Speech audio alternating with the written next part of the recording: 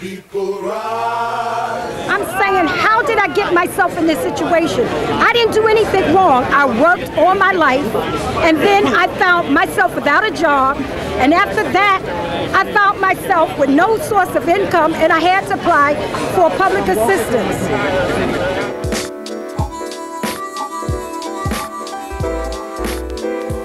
Growing up in Harlem was an experience. It was a community that Southern families came from the South, came to New York looking for a better way of life. It was a loving community. The adults looked out for the children. It was nothing to be ashamed if you didn't have any food.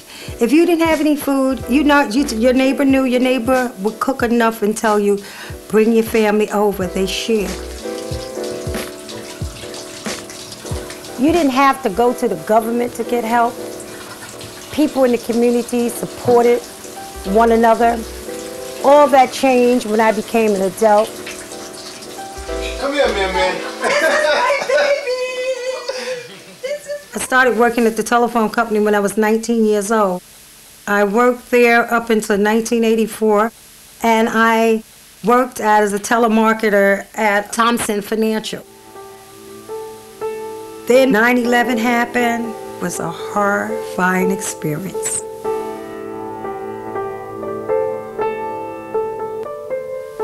I had to apply for public assistance. I'm at the mercy of these people. I have no control, and that's a horrible feeling to feel. You worked all your life. I was told, oh, work, you get your pension, you know, the American dream. And here I was at the welfare center trying to get my rent paid. And they told me I had to go to some training school. I said, all you have to do is give me a job. I have experience.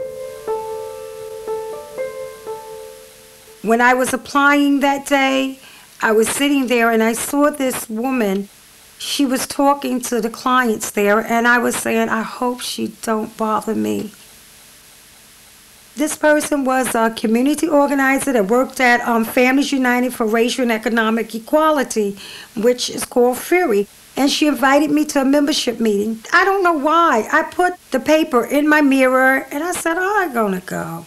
So what I liked about her, she kept calling. She said, hi, how are you? I met you at the welfare center. I just wanted to know, remind you about the membership meeting. Are you coming? Yes. So she kept being persistent. I said, I'm coming. FUREE's mission is to change the system.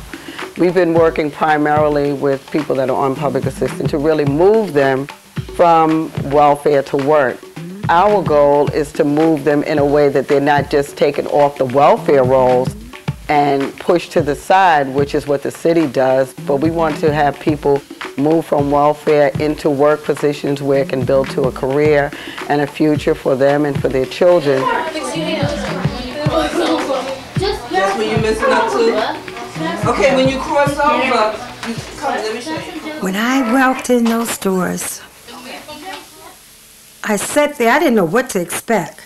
It's really helpful once you really try and get into it, but for some others it might become more easy for you to get into. The women at FUREE that was on public assistance, telling their stories was no more different from mine. This night, your night, fun night. At the meeting, they were asking volunteers to be able to deliver an invitation to Mayor Bloomberg to come to their first convention. So I said, oh, I will go. I didn't know that they were going to ask me to be the MC. I never did that before. I'm like, what? And me, yes, I'll do it, because they didn't have anybody else. But then when I walked in and I saw those cameras, I was like, oh my God, what did I do to myself? I don't know what to do. My name is Wanda Evangelist, and I am one of your MCs for today. I am the Vice President of the Board of Directors of Families United for Racial and Economic Equality. When I came to FUREE, they asked the question, if I had a magic wand, what would I change? I said, I would make the people at the welfare center respect me. Now I'm fighting for that respect. I am the master of ceremonies. That was like such a rush, but it was like, even though your rent not paid, even though you're on welfare, you can still do something about your situation. You don't have to sit in the mess. Everywhere we go, everywhere we go, people wanna know, people wanna know who we are, so we tell them,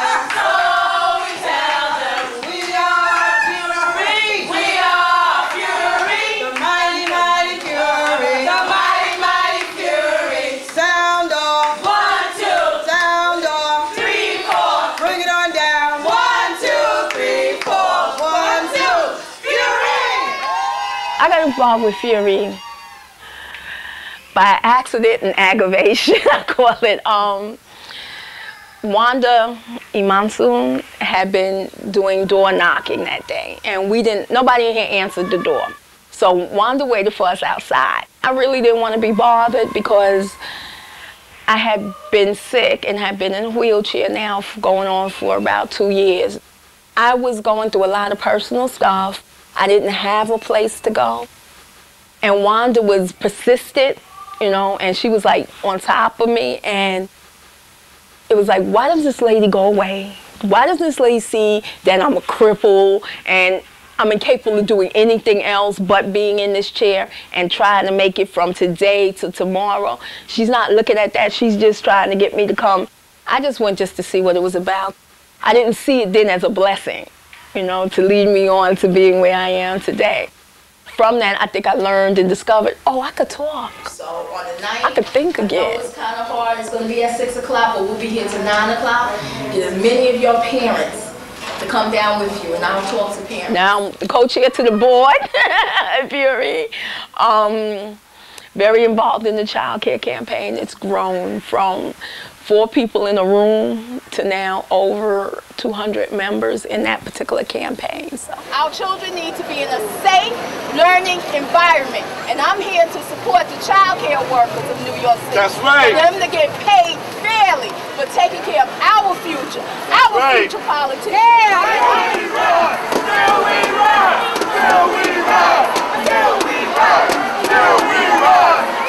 I wasn't able to be a part of the civil rights movement during the 60s.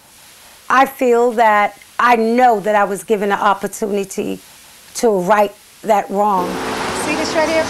We have these sessions. We call it the FIRE session. It's an educational process.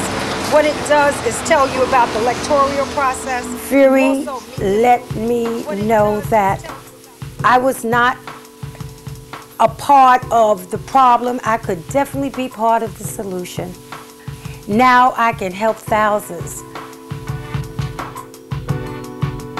Now I have a voice, because just one person speaking is like a voice in the wilderness, but when you get collectively and people unite, it's like a mighty lion roaring.